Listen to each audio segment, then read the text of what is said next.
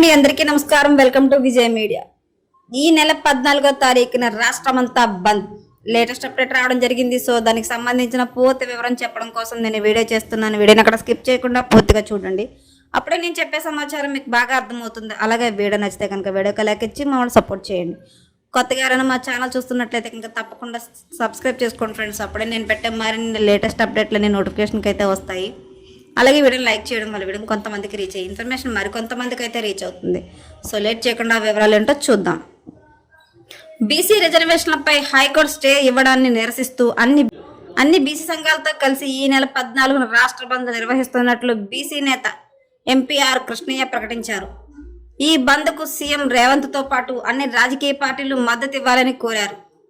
ఎన్నికల నోటిఫికేషన్ వచ్చిన తర్వాత స్టే ఇవ్వడం దుర్మార్గమని, మిలియన్ మార్క్ తరహాలో బీసీ ఉద్యమాన్ని ముందుకు తీసుకువెళ్తామని నిన్న మీడియా సమావేశంలో స్పష్టం చేశారు. ఈ నెల 14న రాష్ట్రం మొత్తం బంద్ అయితే ప్రకటించారండి బీసీ రిజర్వేషన్లపై సంబంధించి. సో ఎప్పటికప్పుడు మరిన్ని అప్డేట్స్ కోసం మా ఛానల్ తప్పకుండా సబ్స్క్రైబ్ చేసుకోండి. Thanks for watching.